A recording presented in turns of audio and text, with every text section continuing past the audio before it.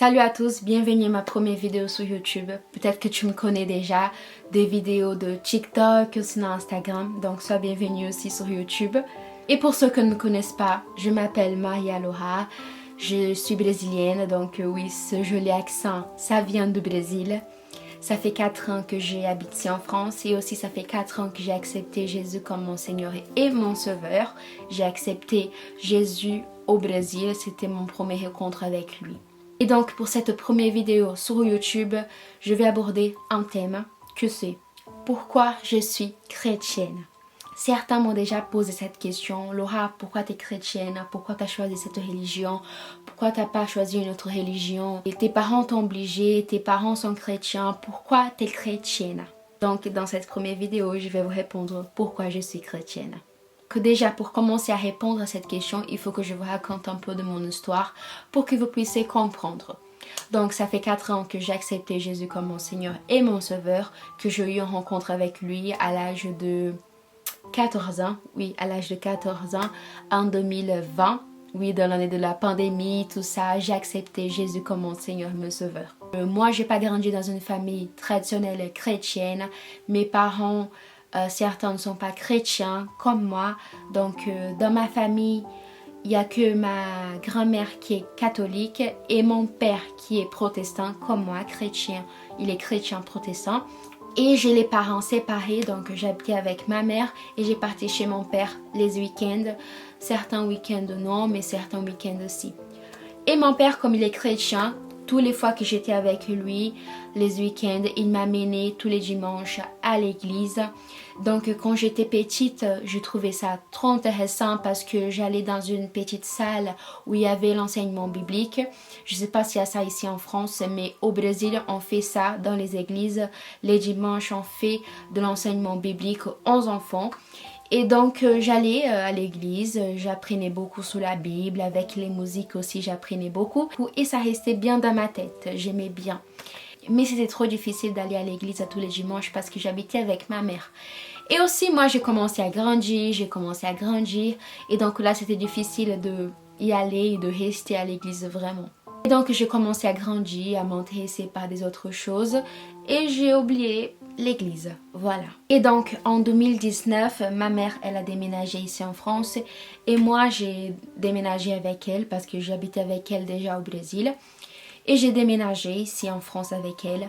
Au début, je vais vous dire, je vais être vraie avec vous, c'était vraiment difficile parce que je parlais que bonjour et merci et c'était tout.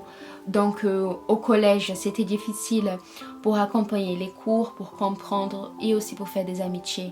Donc j'ai passé un an ici en France sans faire amitié et apprendre le français. Donc c'était vraiment difficile pour moi.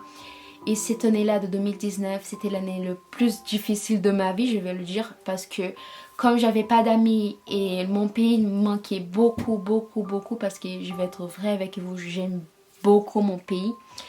Et donc comme c'était difficile pour moi, j'ai commencé à créer des crises d'angoisse, crises d'anxiété. Et elles étaient vraiment fortes que parfois au milieu de la nuit, je partais à l'hôpital parce que j'arrivais pas à me calmer. Ma mère ne savait pas quoi faire, j'arrivais pas à me calmer. Donc on partait à l'hôpital et ils me donnaient des médicaments pour me calmer. Donc pendant un an, ça a été comme ça jusqu'au moment auquel ma mère elle a décidé de non, tu vas habiter avec ton père, tu vas rentrer au Brésil parce que je trouve pas d'autre solution pour toi ici en France. Et moi, j'ai bien accepté, je suis partie au Brésil habiter avec mon père. Le truc, c'est que mon père, il ne comprenait pas qu'est-ce que se passait avec moi et comment ma santé mentale était terrible. Ma santé mentale était tellement terrible que c'est arrivé au moment auquel moi, je me suis doutée de l'existence de Dieu.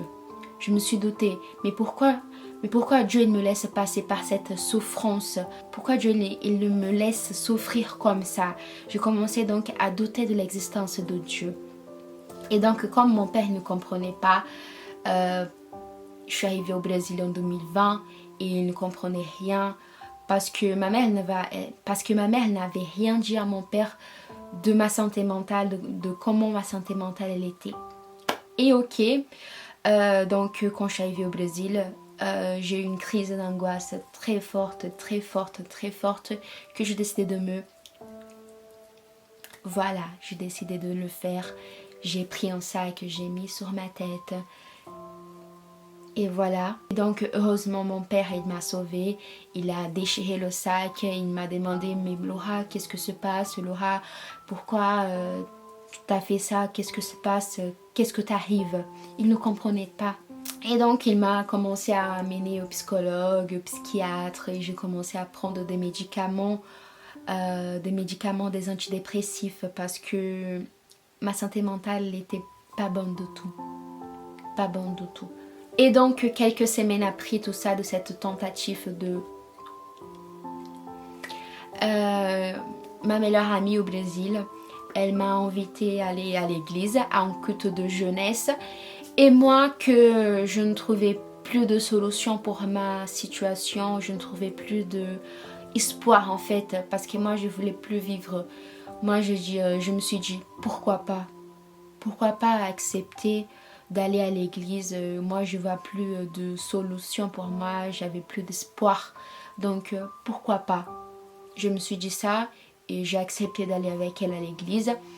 Donc c'est arrivé le jour, nous sommes allés à l'église. Mais le truc, ce que je ne savais pas, c'est que ce jour-là, c'était le jour auquel Jésus il avait marqué une rencontre avec moi. C'était le jour auquel j'allais être sauvée par Jésus et je ne savais pas.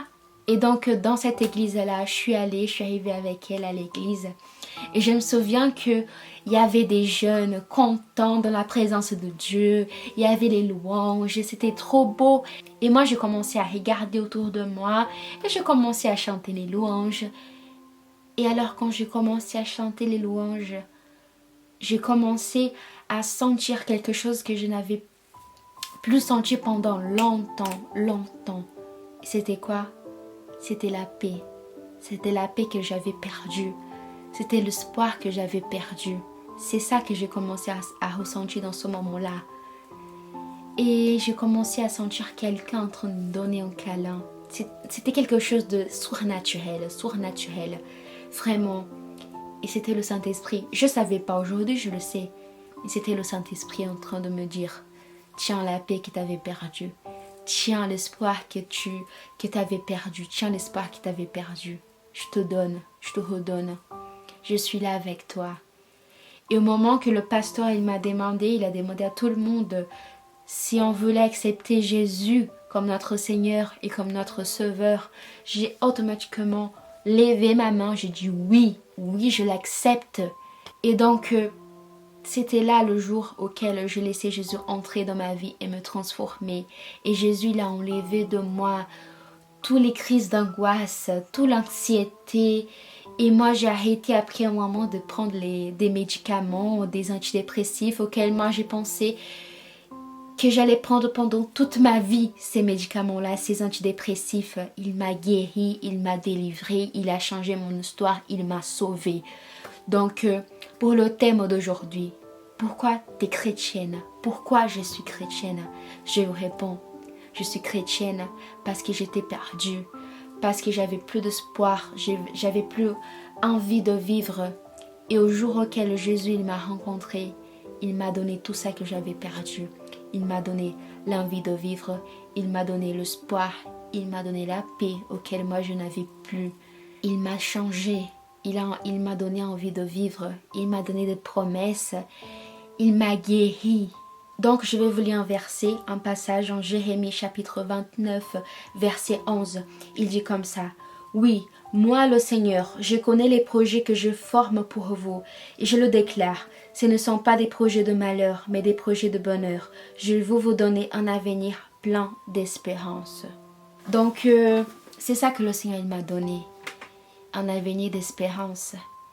Il m'a dit, je peux te transformer, je peux enlever ce malheur de toi et te donner la paix auquel tu ne vas trouver nulle part, que en moi. Et je lui ai accepté, il m'a donné cette paix, il a changé ma vie, il a changé les larmes dans un sourire, il a changé complètement, il a enlevé la tristesse qu'il y avait dans mon cœur, il a changé complètement mon histoire. Il m'a donné des promesses. Il a fait pour moi ce que personne ne pouvait le faire. Même les médicaments, personne ne pouvait le faire. il a fait sur mon cœur. Il m'a guéri, il m'a délivré. Donc, si quelqu'un me demande pourquoi cette religion, pourquoi Jésus, pourquoi être chrétien, je vous dis, parce que lui, il est l'unique qui peut me sauver. Parce que lui, il est l'unique qui m'a regardé, qui m'a vu, qui m'a écouté et qui m'a transformé, qui m'a sauvé, qui a réussi à me guérir. C'est pour ça que je suis chrétienne, parce qu'il m'a sauvé de tout ce que je vivais à l'époque. Il continue jusqu'à aujourd'hui et pour toujours à me sauver. Je suis chrétienne parce qu'un jour, un homme appelé Jésus-Christ de Nazareth m'a vu. Il a vu mes larmes. Il a marqué une rencontre avec moi auquel a changé complètement ma vie pour toujours. Et ça fait 4 ans que j'ai accepté lui comme mon Seigneur et mon Sauveur. Et ça va faire 5 ans, 6 ans, 10 ans, 20 ans jusqu'au jour auquel il reviendra. Donc, je vous remercie d'avoir regardé jusqu'à là. Je vous demande de vous inscrire, d'interagir sur cette vidéo, de partager, de laisser un commentaire des futurs thèmes que vous voulez voir par ici.